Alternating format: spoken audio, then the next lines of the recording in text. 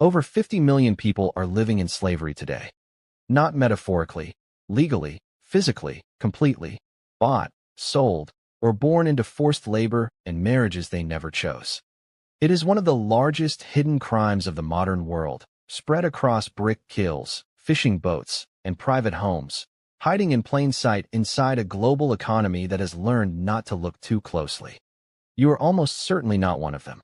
But before you exhale in relief, sit with a smaller, quieter question.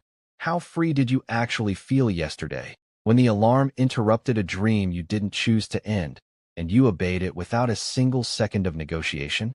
A second kind of bondage exists that the word slavery was never built to describe. No owner, no chain, no whip, and no crime committed against anyone by name. It may be the most successful form of captivity ever devised, because unlike almost every other cage in history, this one convinced its occupants they had built it themselves, out of their own free choices, and then handed them the keys, while quietly ensuring they would never think to use them. By the end of this, you will understand why the most comfortable people alive today are often the least free, and you'll recognize the exact moment, repeated in almost every modern life, usually celebrated rather than mourned, when the door swings shut. Ask most people in the wealthiest, most free societies on earth whether they are free, and they will say yes without hesitation. No one owns their body. No law binds them to a master. They can quit a job, end a relationship, move to another city, vote out a government. Freedom, in the modern sense, has quietly been reduced to the absence of an owner, and by that definition, the question seems to answer itself before it's even asked. Yet something in that definition doesn't survive contact with how people actually live. Record numbers of adults in the wealthiest nations on Earth report feeling chronically overwhelmed, chronically in debt, chronically busy, inside economies that have never produced more wealth, more labor-saving technology, or more theoretical leisure time per person.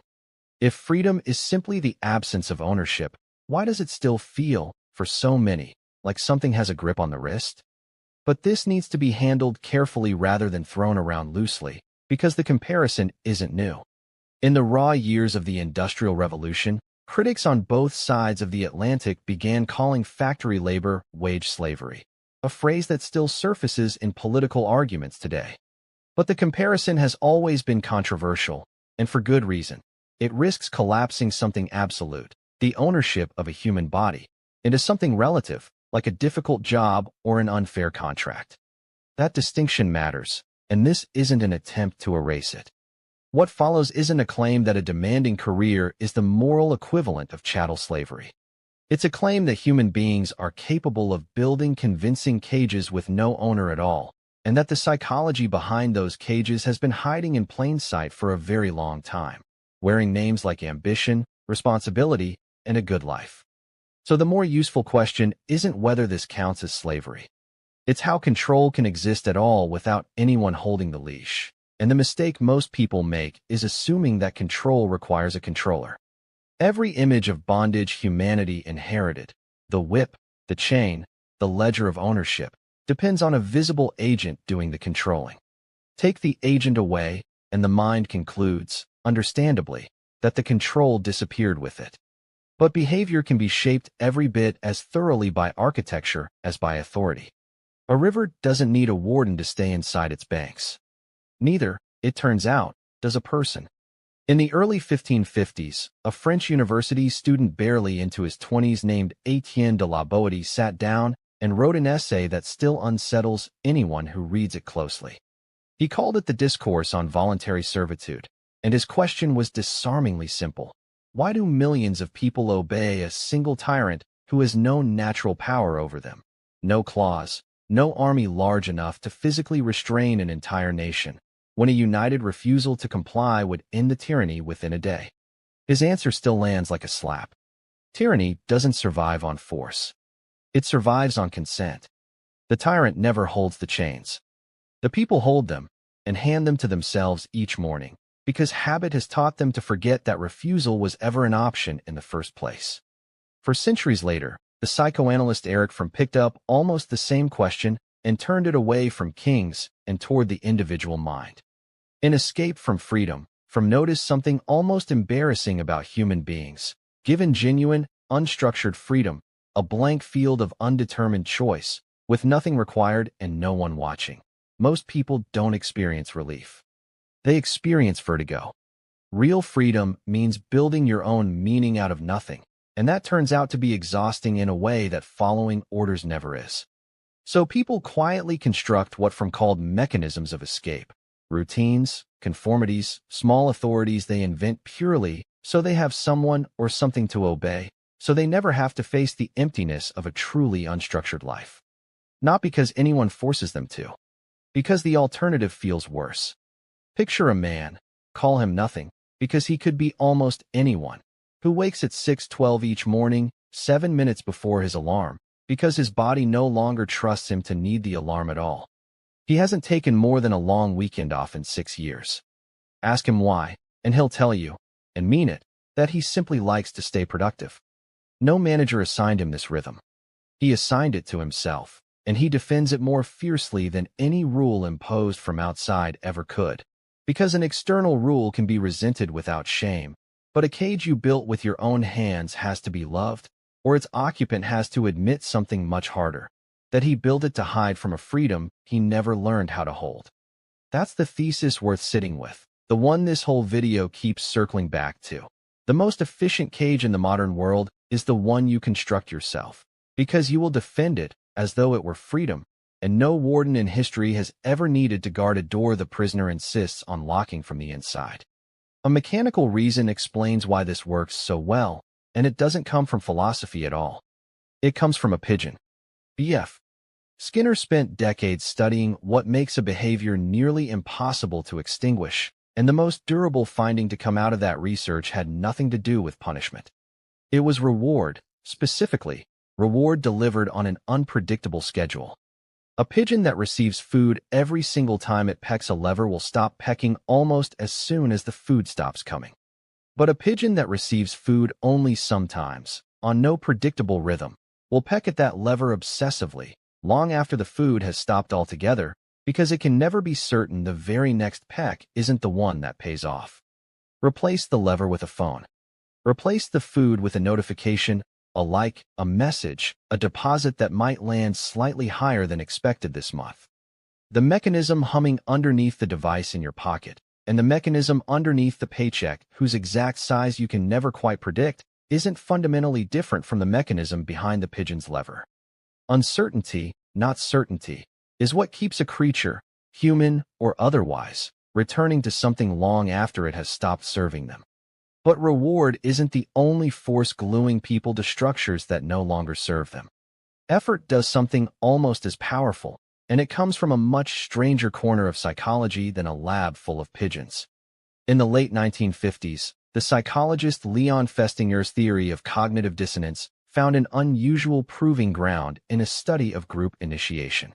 People who endured a more severe, more uncomfortable initiation to join a discussion group rated that group as significantly more valuable afterward than people who walked in with no initiation at all, even though the group itself hadn't changed in the slightest. The mind, it turns out, would rather rewrite the value of a thing than sit with the thought, I suffered for something worthless. Which means the more a person has already sacrificed for a job, a relationship, a mortgage, or an identity, the less capable they become of honestly evaluating whether it was ever worth the sacrifice, because the sacrifice itself has started arguing on the cage's behalf. A mind this responsive to unpredictable reward, and this eager to justify its own effort, doesn't stop at notifications and initiations. It gets trapped by anything shaped like a ladder, and the modern economy has spent more than a century learning how to build ladders that never end. In 1899, the economist Thorstein Veblen coined a phrase that still describes half of what fills a shopping cart: conspicuous consumption, spending not to meet a need, but to signal status to people who are, for the most part, strangers. Veblen's insight wasn't that people are shallow. It was that status is relative by nature. You cannot signal, I have arrived, in a vacuum, only against a backdrop of people who haven't. Which means the moment you finally catch up to whoever you were signaling against, the signal stops working because someone else has already moved the marker. This is where the door actually closes, not with a slammed sound, but with a quiet signature. Somewhere in the process of buying the proof that you'd made it, the car, the house upgrade, the ring, the renovation, a piece of paper gets signed that turns a choice into an obligation.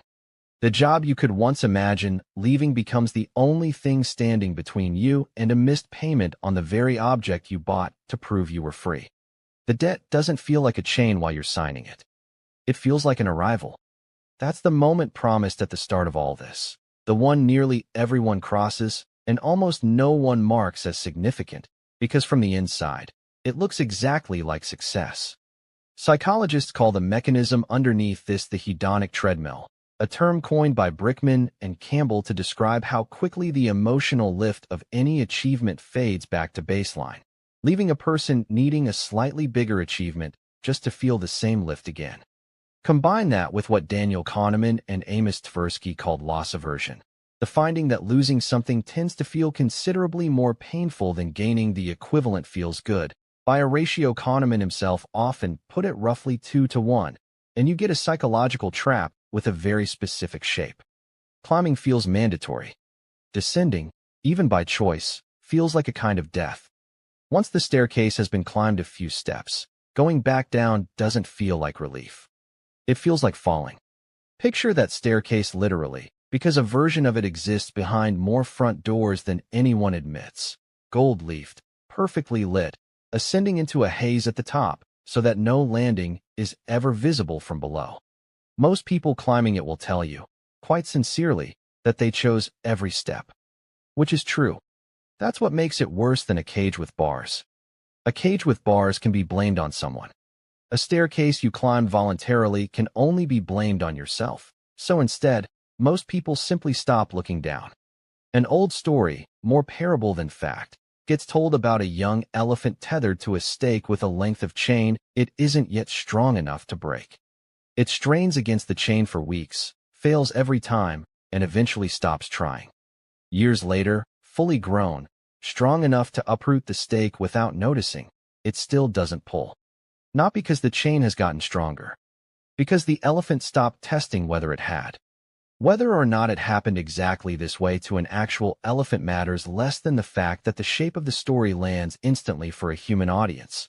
Because most people are quietly running the same test on their own lives and quietly deciding, without ever pulling, that the stake would win. But suppose, for a moment, that every chain described so far vanished by morning. The debt forgiven. The notifications silenced. The staircase gone, along with anyone left to climb it in front of. What would you actually do with that Tuesday?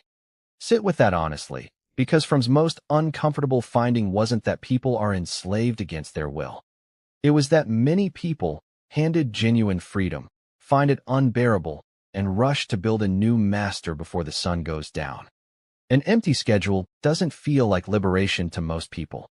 It feels like exposure, like standing in a room that suddenly has no walls in any direction for the first time in years, and realizing the walls weren't only keeping you in. They were holding something up. Nearly 3 centuries after La Boétie, the philosopher Søren Kierkegaard described a very specific kind of anxiety that has nothing to do with fear of any particular danger, and everything to do with standing at the edge of pure possibility. What he described as something like the dizziness that comes from looking down into your own freedom and realizing nothing is stopping you from doing anything at all. That dizziness, he suggested, is not a malfunction. It's the correct response to being a creature that actually has to choose. Most people, understandably, would rather have a job tell them what to do than feel that particular kind of dizzy for more than a weekend. This is the part almost no one wants to hear, so it rarely gets said out loud in the language of self-improvement. The chains examined here are not simply imposed. They are, in some real measure, requested. Not because people enjoy suffering, but because an unstructured, unowned, unsignaled life requires each person to answer, alone and without a script, the one question every genuine tyranny quietly protects its subjects from ever having to ask. What do I actually want, now that no one is watching and nothing is required? None of this makes the discomfort a weakness to be corrected. The psychologists Edward Deci and Richard Ryan spent decades building what became self-determination theory, And one of its central findings is that autonomy isn't a luxury bolted onto human well-being. It's one of a small handful of needs as basic as food or safety, alongside competence and connection to other people. Which means the ache underneath an overscheduled, overmortgaged, notification-driven life isn't a character flaw showing up in otherwise healthy people. It's a genuine need going quietly unmet, in people who have often mistaken the busyness itself for the thing that was supposed to satisfy it. The tragedy was never that people built cages. It's that they built them out of a real hunger for stability. Which leaves one thing unaccounted for. If the hunger was for freedom all along, what does it mean that so many people, handed a real taste of it, quietly reach for the cage instead? So the real distinction was never between the enslaved and the free. It was between those whose bondage was built by someone else's hand, and those whose bondage was built so carefully by their own that it earned a nicer set of names: ambition, responsibility, a good life. 50 million people alive right now would recognize a chain the instant it touched their skin. The rest of the world has simply gotten skilled enough at forging its own that it started selling the design to each other as advice. Every era invents the captivity suited to what it's willing to call comfort. The chains have gotten quieter with each century. Less iron, more interest rate, less whip, more notification. But the underlying question La Boétie asked from a university desk in the 1550s has never once been answered, only redressed. Why does a creature fully capable of refusal keep choosing to comply and call it a choice? A doorway sits somewhere in most people's lives, never locked, only never walked through.